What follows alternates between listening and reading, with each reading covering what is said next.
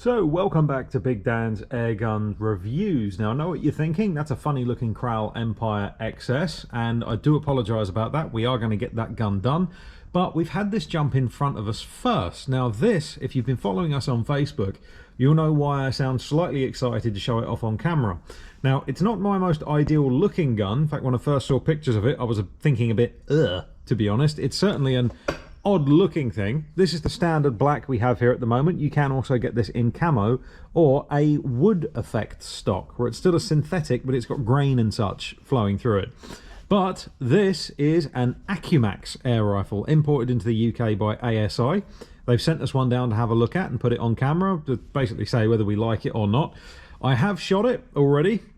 I'm very chuffed with how it shoots, but hopefully it will do the same on camera for us a bit later on. But let's take a deeper dive into the Accumax and see just what we think of it. Let's start off with features, I reckon.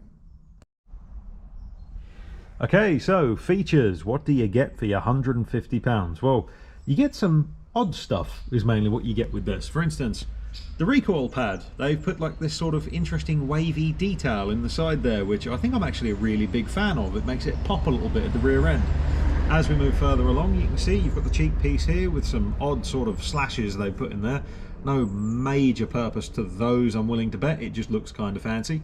What I will mention, however, as we pan back just a little bit, can you see the way the cheek piece is on sort of like a declining sort of rake on the end? The comb of the cheek piece isn't flat, it actually slopes off. Bit of interesting design work there. One thing I am very happy to say, however, is that the cheek piece is ambidextrous, so lefties and righties rejoice, everyone can enjoy the gun. As we come further along, another nice little feature, you've got a bit of stippling in the grip there in the synthetic stock, and you've got some little grooves there for your fingers to rest in, which is quite a nice little piece of detail. As we come up, you also get an automatic safety unit. We'll talk a bit more about that with the handling section.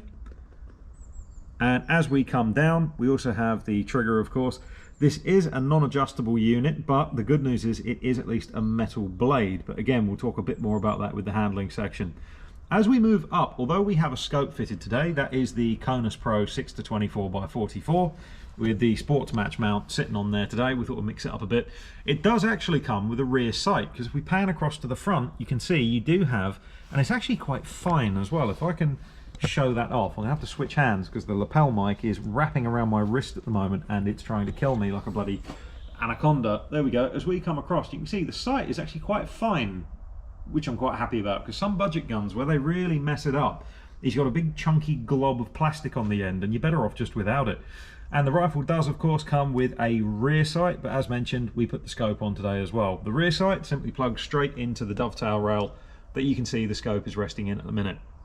Slightly further across, you have got a little bit more stippling in the forestock here. And the other thing that I find quite interesting with this gun, can you see how the forestock is actually a lot slimmer than the rest of the gun?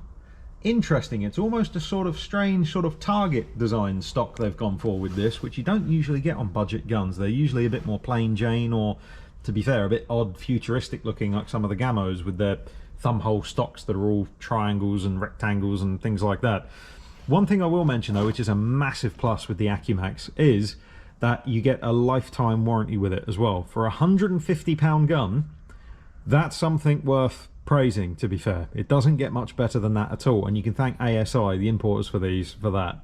As we come further in, you can also see another little bit, which I'm not sure if I like or not. I'll leave you guys to decide in the comments.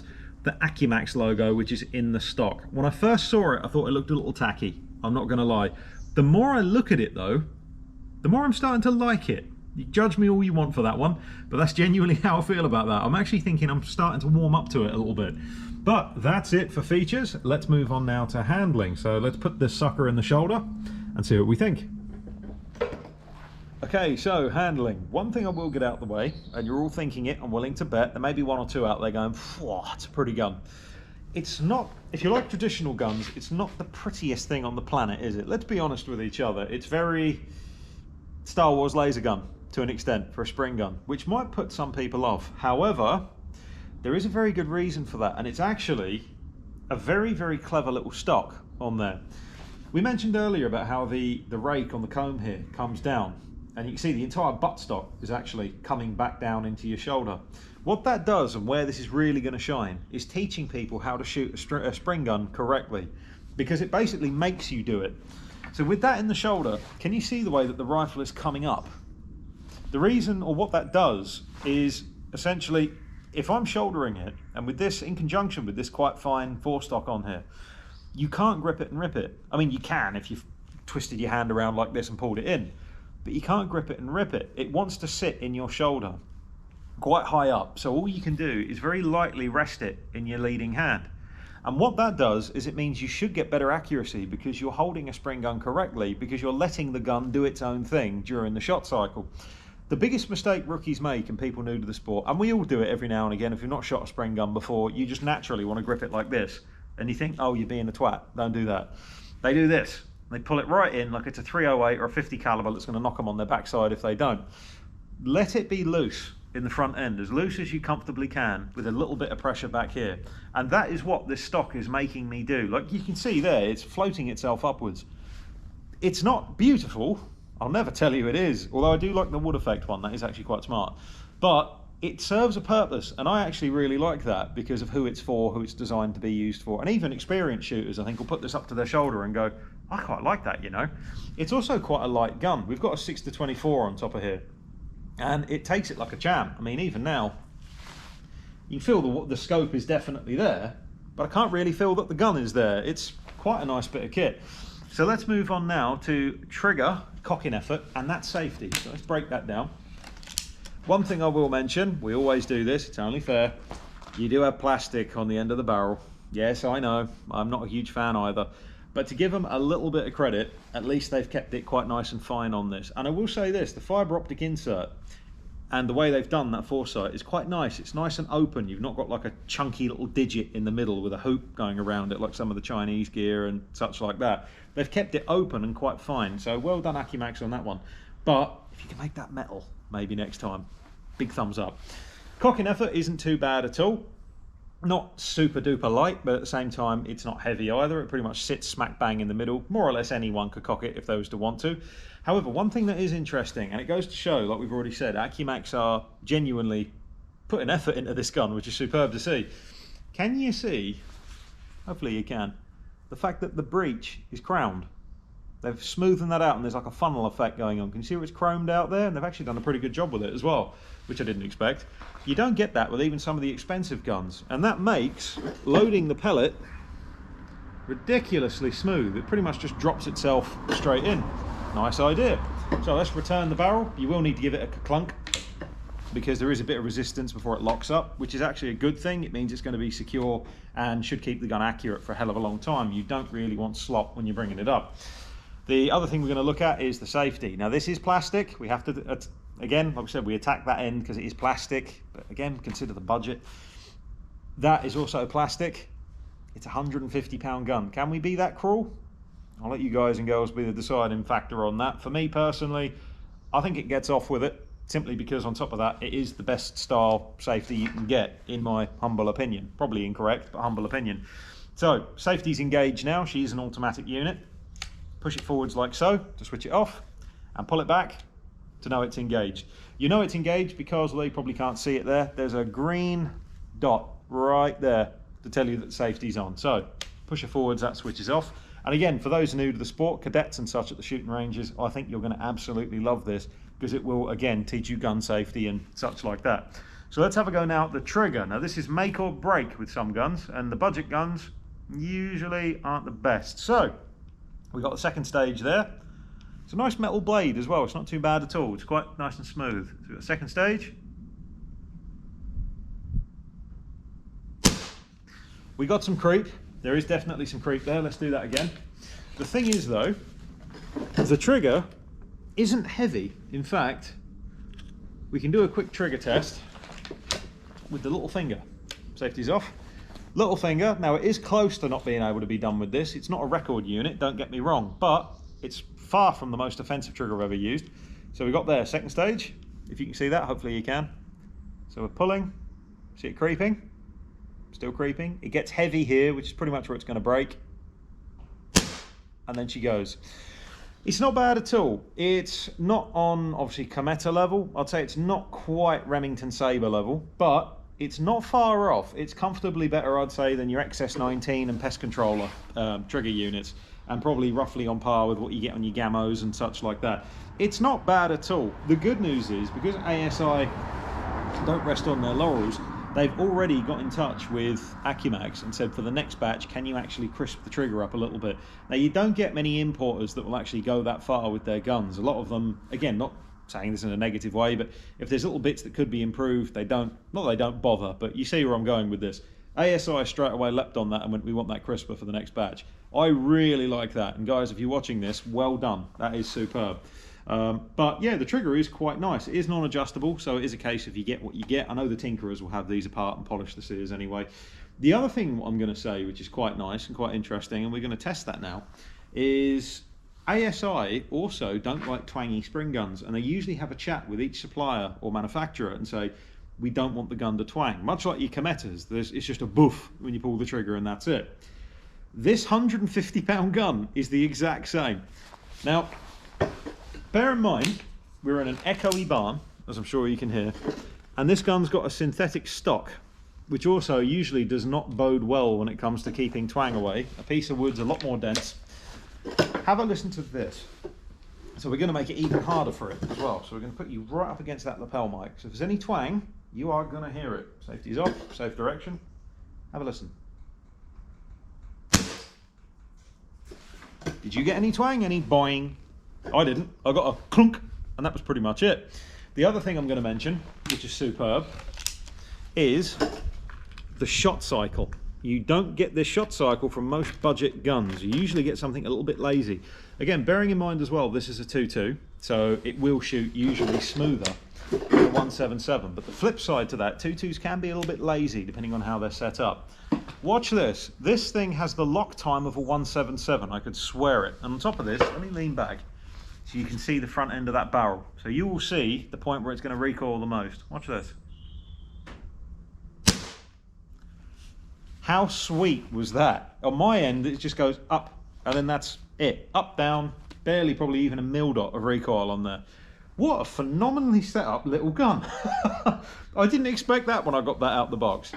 But if you've been following, we're going to move on to accuracy testing soon. We'll get chronographing out the way, because you don't know, it might only be because it's doing 7 foot-pound, which is why it's recoiling so lovely when you've got it in your shoulder. But if you've been following us on Facebook, you'll see we've actually already shot one of these, and I'm looking forward to the accuracy section. That's all I'm going to say. That is, to be honest, I didn't think I was going to like it as much as I'm liking it so far, because it's a bit of a funky looking thing. But that is so far a freaking fabulous little gun to shoot. It really is. Right then, but let's whack the chronograph out and make sure it's not cheating.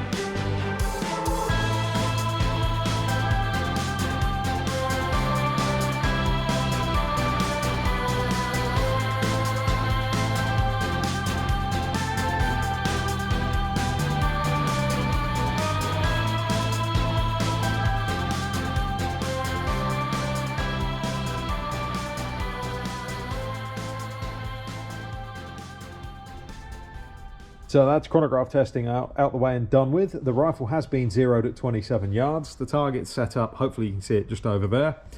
We've got a fair smattering of pellets in front of us, hopefully you can see that, ranging from the budget to the more expensive premium stuff.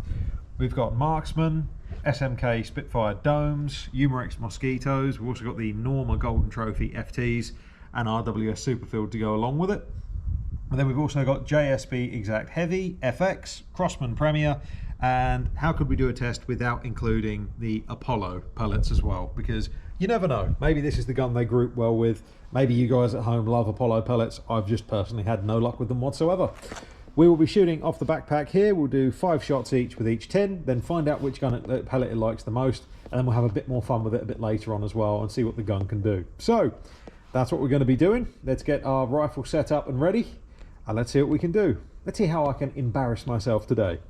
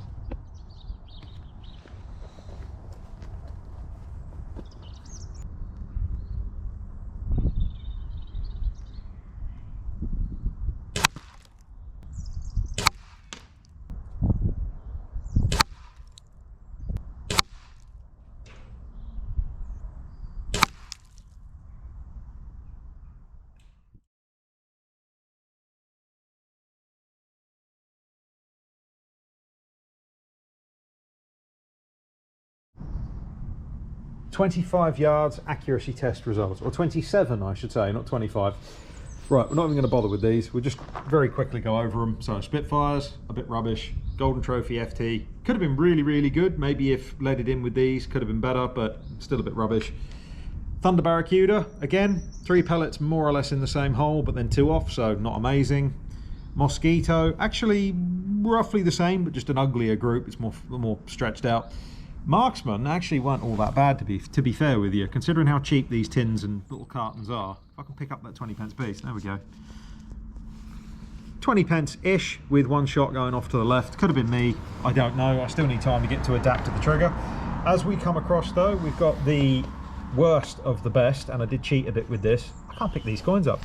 I did cheat a little bit with this, and that's because we actually, I know we mentioned our Facebook post earlier, but we did a Facebook post before we was recording, and we got an absolutely brilliant group with these heavies. Since then, we have cleaned the barrel and apparently made it worse. So it doesn't like them now at all, which is why I tried putting a group down there. Well, that didn't work because the other shot completely missed. And this one had 2 in the same hole there on the left. I thought, nice, but then we had 2 just way off, so I didn't bother after that.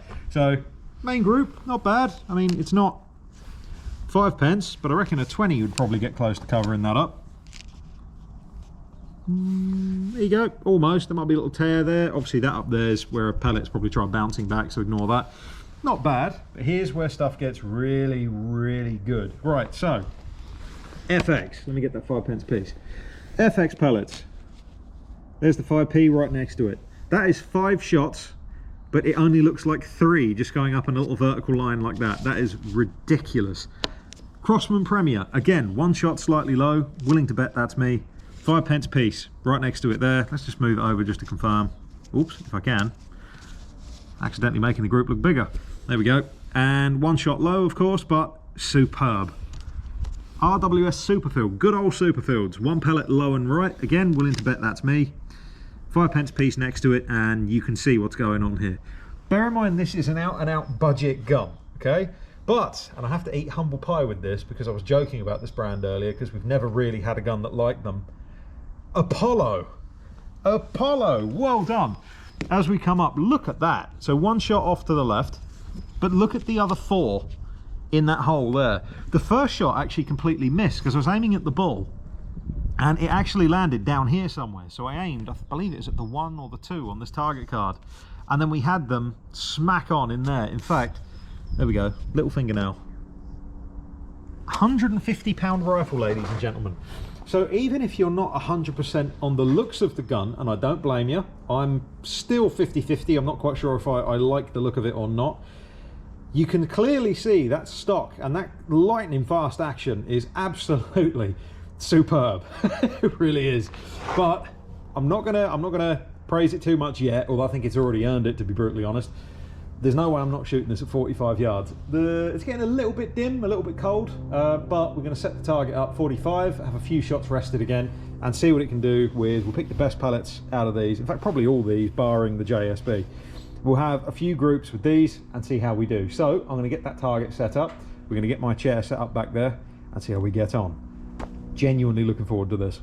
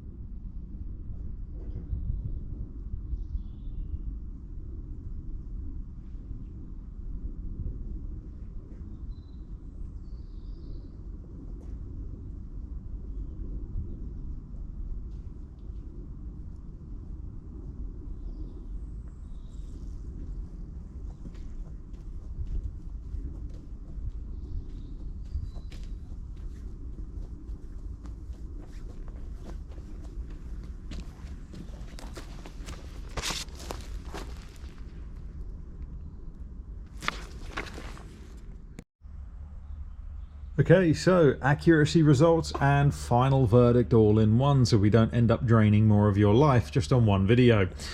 First things first, what do we think of the gun? What do we like? What don't we like? As always, no gun is perfect, whether it's a £40 SMK B2 or the day we get a £2,000 Daystate or FX here, we're going to pull it apart over something. Now with this, the main thing I'm going to pull it apart on, to be fair, it's only two things really. Number one is the Marmite looks. Now to be fair, it's actually growing on me the more that I've been looking at it and having a play with it. Don't take that out of context. And it's quite a nicely put together thing, and the styling makes sense as soon as you put it in your shoulder. That being said, it's not going to be to everyone's tastes. It is going to be a somewhat divisive gun.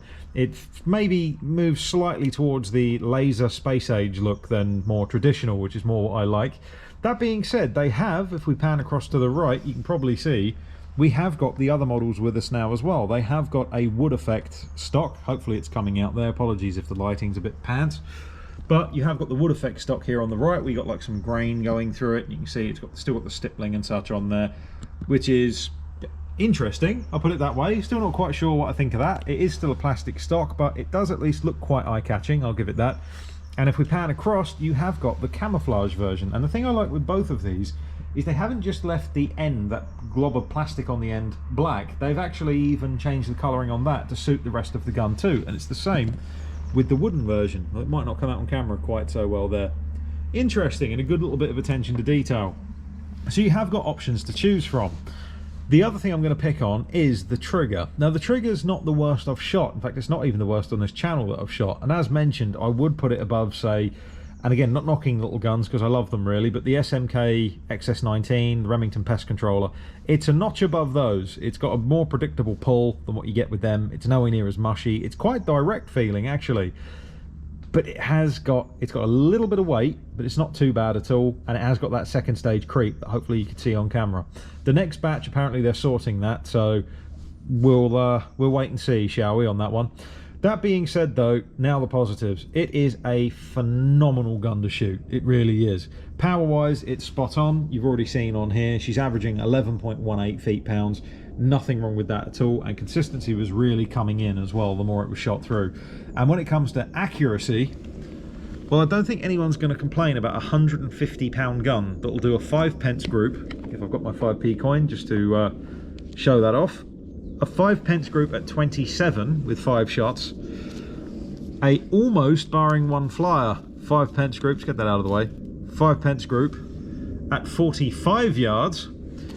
And even with me shooting it, not resting, just sitting my ass down, pardon my French, and not even letting the heartbeat settle down, a 20p group, pretty much, maybe not quite, it's a close one whether you want to call that 20p or not. I'm sure if I was to, obviously I'm looking through a camera at the minute, if I was to wangle that a bit, I'm sure I could get them under there.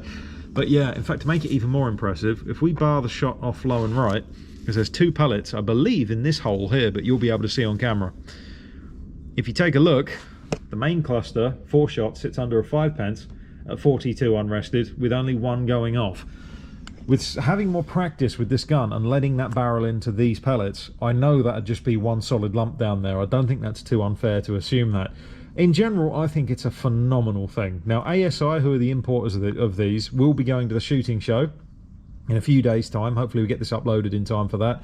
If you're going, even if you don't like the look of the gun, just shoulder it, and you'll see what I mean when I say it's teaching you how to shoot it right. It's one of the easiest guns to shoot accurately that I've ever tested on this channel. And if they can just crisp that trigger a tiny little bit, because it's near perfect now, to be fair, with how it shoots, but if they crisp that a tiny little bit, it'll be superb. So, who's the gun for, and who is the gun not for? Who'll like it and who won't? Gun snobs won't like it. But at the end of the day, if it doesn't have a big badge on there, they don't like anything, to be fair. And maybe those that are slightly divided on the looks might maybe give it a pass.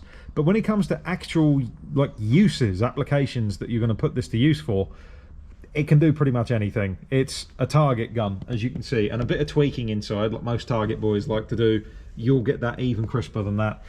And for hunting, well, you've got the synthetic stock already, even the wood finish if you like it, or better yet, go straight for the camo option, and you're ready to rock and roll. You've got the best safety design on there on the planet, tied with a lot of other companies you mentioned earlier.